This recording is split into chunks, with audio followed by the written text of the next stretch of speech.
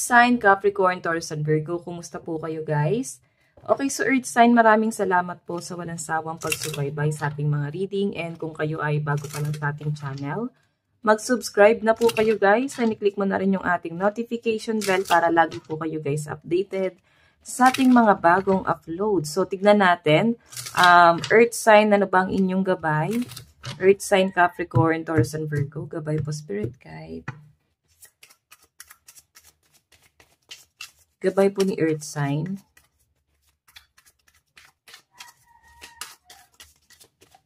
So, meron po tayong The Rider. So, mukhang meron paparating sa inyo. Ano to? Pwedeng order mo or pwedeng ikaw ay magra-rides ngayon. Pwedeng may lakad ka o pwedeng may susundo sa'yo. Pwedeng meron kang bisita na hindi na-expect ngayong araw. So, meron tayong The Gentleman, di ba? Mukhang may biyahe nga ang mga Earth sign. Okay, so, meron po tayong The Bouquet. May nakikita ko dito guys, meron ka lang iniisip na isang tao or sitwasyon kung bakit parang hindi matuloy yung lakad mo. Para bang mabigat sa kalooban mo na umalis ng tuluyan dito sa bagay na to.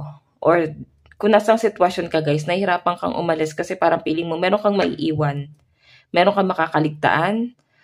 Pwedeng meron ka lang malasakit dun sa taong yun guys kung bakit hindi mo maiwan. Okay. Okay, so tignan natin guys. Ang lucky number mo is 1, 28, and 9. Ano po itong The Rider? Parang ilang araw nyo guys pinag-iisipan yan. Siguro meron kang bagong sasakyan, bagong pundar. Kaya siguro parang natutuwa ka kasi 9 of Hearts oh. Pwedeng ito yung isang parang bagay na gustong-gusto mo. Pwedeng nakuha mo na. Okay, so tignan natin. Meron po tayong Page of Swords. Meron tayong 7 of Pentacles. Okay, 8 of Pentacles ata to. Yes, 8 of Pentacles. And Ace of Cups. So, Page of Swords, medyo magastos nga. Siguro property to guys. Nabili mo na yung property or gamit na gusto mo. Pwedeng sasakyan, The Rider, or pwedeng meron kang in-order online. Siguro medyo pricey to guys.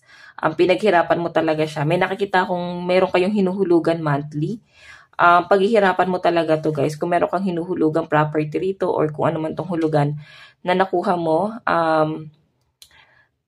parang paghihirapan mo talaga siya guys. Ang problema lang guys, pwedeng darating ka daw sa point na may ups and down pa rin no. Hindi ka pwedeng huminto kakatrabaho kasi meron ka responsibilidad dito guys. Okay, so meron tayong ano dito. May mga tutulong naman daw sa'yo. Okay? Dito sa bayarin na to. May tulong na mag-offer sa'yo. Pwedeng sa pamilya. Ano po itong The Gentleman? So, meron po tayong 7 of Swords. Meron tayong Page of Pentacles. Okay. And the Sun. So, guys, may nakikita ko ditong hinuhusgahan ka ng mga tao Earth sign. Na parang ito lang yung ikaw, ito lang yung meron ka. Masyado ka nilang ginajudge. Pero, alam nyo guys, parang ano lang to, no? Kung may nagkakaroon ng ending sa'yo, Page of Pentacles, may magbubukas daw sa'yo na pinto para sa bagong opportunity. The Sun is new opportunity. And may nakikita ko guys na mas magiging successful ka rito sa bagay na to. Kumbaga parang sinilang ka ulit. Parang feeling mo bagong tao ka ulit. Fresh ka ulit. Okay? Na para bang may mga bagay kang nire-release dito guys. Okay, so, hayan, may, ano guys, parang mamomotivate ka para sa bagay na to. Kumbaga, dito nakuha mo na sa The Rider. May opportunity na dumating dyan, pwedeng may, parang blessing na dumating. So, nakikita ko rito guys, dito pa lang dito pa lang magsisimula yung laban mo. Oo, kasi parang bagong tao ka pa lang dito. Yung mga nangyari sa'yo from the past, preparation pa lang yun guys. Okay, so, tignan natin guys. Ano tong The Bouquet?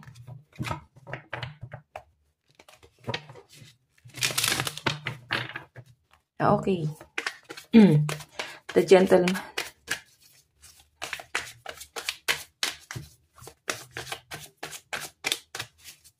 Tingnan pa natin, guys. So, meron tayong 10 of Wands.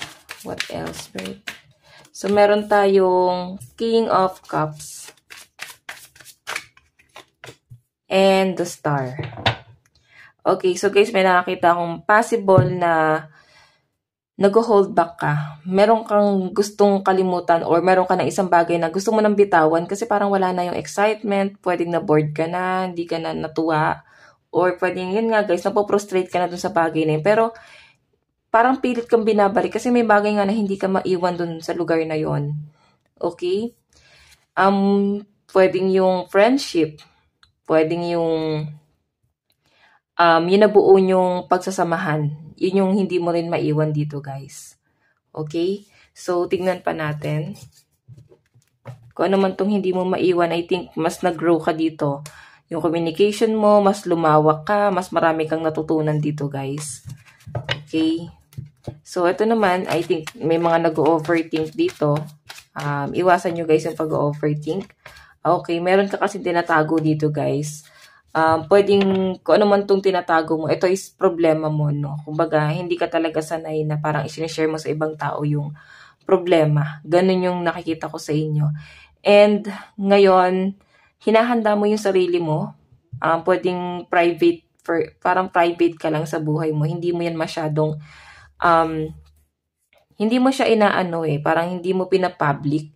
Ayaw mo kasi may mga taong i-judge ka or may masasabi sila sa inyo, ayaw mo na parang may issue pa. So, I think mas private yung life mo dito. And yun yung pagbabagong ginagawa mo, okay? Kumbaga yung iba sa inyo guys, yung pag-adjust mo, trabaho-bahay lang talaga yung ginagawa mo. Yan. So, tingnan natin pagdating sa love life mo. Napakaganda nito guys. Tama yan, wag mo din muna masyadong sabihin sa ibang tao kung ano man tong blessing na dumarating sa'yo. Kasi baka mausog yan. Okay, pagdating sa love life mo, Earth sign.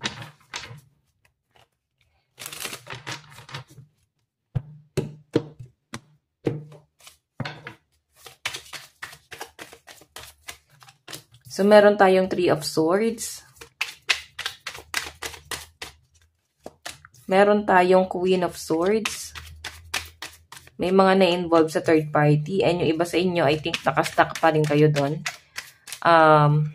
Iba sa inyo guys, may pagdududa. Okay, may pagdududa kayo sa person mo na parang merong iba. Or pwedeng ikaw tong may third party. So, sa nakikita ko dito guys, nakastuck ka pa rin kasi may ugnayan pa rin kayo ng person mo. Gusto mo nang makalis sa ganitong klase ng sitwasyon guys. Gusto mo nang makarecover dyan. Pero, yun nga, may mga bagay na hindi mo pa rin kayang i-let go kasi may anak kayo. Ito yung nagpipigil sa'yo or ito yung nagpapahirap sa'yo ngayon. Yung anak nyo guys. Naaapektuhan. So, I think yung iba sa inyo, parang nagtitiis pa rin kayo kahit na ganito yung nangyayari, kahit hindi ka na masaya. Yung iba sa inyo guys, I think single ka na, baka hiwalay na kayo, pero nakasta ka pa rin doon sa kung ano yung ginawa sa'yo ng person mo. Tignan natin love advice. So, guys, meron tayong respect. Ayan. So, I think ito yung nawala. Hindi nyo guys masyadong binalue yung relationship nyo. Kumbaga yung respeto yung nawala rin dito. Tingnan natin. So guys, meron tayong beyond the ego. So, nagpapataasan kayo ng pride. Ngayon, so I think hindi na kayo nag-uusap masyado. Mensahe sa'yo ng person mo.